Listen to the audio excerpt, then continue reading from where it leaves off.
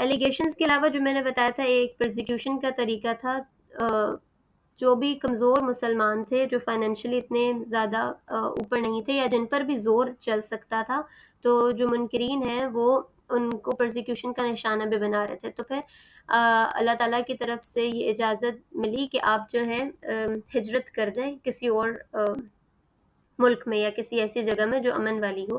تو اس کو سورہ عنکبوت میں اللہ تعالیٰ نے ذکر کیا کہ اے میرے بندو جو ایمان لائے ہو، میری زمین وسیع ہے، بس تم میری بندگی بجا لاؤ. ہر شخص کو موت کا مزہ چکھنا ہے، پھر آخر کار پلٹ کر تمہیں میری ہی طرف آنا ہے. جو لوگ ایمان لائے اور جنہوں نے نیک عمل کیے، ہم انہیں جنتوں کی بلند و بالا عمارتوں میں رکھیں گے جن کے نیچے نہریں بہتی ہوں گی اور جس میں وہ ہمیشہ رہیں گے. تو اللہ تعالیٰ نے آگے بھی آیات ہے، میں ان کو منشن نہیں کری ابھی، ایک طرح سے انڈیکیٹ کیا کہ اگر عبادت اللہ تعالیٰ کی ہی کرنی ہے، اس پر جم کر رہنا ہے اور اس جگہ میں تمہیں مشکل ہو رہی ہے اس پر قائم رہنے میں، تو پھر میری زمین بہت وسیع ہے، اس میں ہجرت کر جاؤ. تو پھر ہجرت حبشہ ہوئی، ایتھوپیا کی طرف مسلمان جو ہیں وہ مائیگریٹ کر کے گئے. اور اس میں جب بالکل سٹارٹ میں مائیگریشن ہوئی تو اس میں 11 مرد تھے اور 5 خواتین تھیں. اور کہا جاتا ہے کہ یہ نبوت کا 5واں سال تھا، یعنی نبی کریم صلی اللہ علیہ وسلم کو نبوت ملے ہوئے 5 سال گزر چکے تھے. تو ان میں بہت پرومیننٹ نام ہمیں ہسٹری میں ملتے ہیں جنہوں نے ہجرت کی. حضرت عثمان رضی اللہ تعالیٰ عنہ، ان کی وائف جو رسول اللہ صلی اللہ علیہ وسلم کی بیٹی بھی تھیں، حضرت رقیہ، انہوں نے ہجرت کی. ابو سلمہ اور ام سلمہ، یہ بہت خوبصورت کپل ہے ہماری اسلامک ہسٹری کا. انہوں نے ہجرت حبشہ بھی کی، پھر اس کے بعد ہجرت مدینہ کرنے والے بھی یہ پہلے کپل بنے. اور اس کے بعد ان کے جو ہسبینڈ ہیں ام سلمہ کے، انہوں نے غزوہ بدر میں بھی حصہ لیا، غزوہ احد میں بھی حصہ لیا، اور پھر ان کے ہسبینڈ جو ہے وہ شہید کر دیے گئے غزوہ احد میں.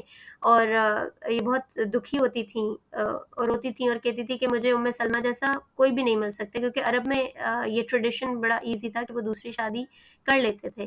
تو نبی کریم صلی اللہ علیہ وسلم نے انہیں ایک دعا بتائی کہ آپ یہ پڑھیں کہ انا للہ و انا الیہ راجعون اللہم اجرنی فی مصیبتی واخلف لی خیرا منہا، کہ بے شک ہم اللہ ہی کی طرف سے اور اسی کی طرف لوٹ کر جانے والے ہیں. تو اللہ تعالیٰ آپ مجھے میری اس مصیبت میں اجر دیں اور واخلف لی خیرا منہا، اور جو مجھ سے چھن گیا ہے اس سے بہتر مجھے عطا کر دیں.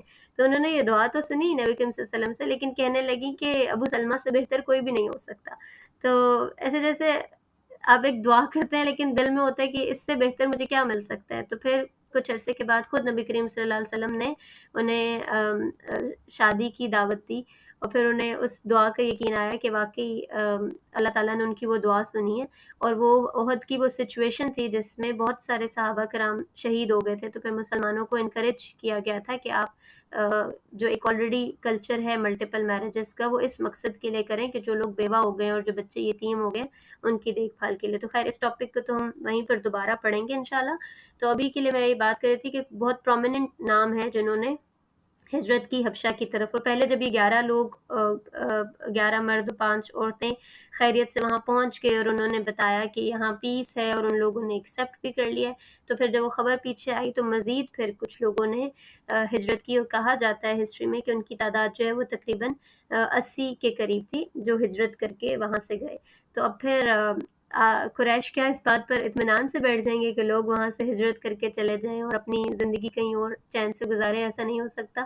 قریش نے ان کے پیچھے وفد بھیجا. اب اس کی جو ڈیٹیل ہے ہم انشاءاللہ نیکسٹ ٹائم میں پڑھیں گے، کیونکہ بہت ہی خوبصورت وہ ڈیٹیل آتی ہے کہ کس طریقے سے قریش نے اپنا مدعا پیش کیا، اور پھر جو وہاں کے مسلمان تھے انہوں نے کیسے جو وہاں کے جو کرسچن حکمران تھے نجاشی، ان کے سامنے قرآن پاک کو رکھا اور دلیل کے ساتھ سمجھایا اس پورے بات کو جو قرآن کا میسج تھا.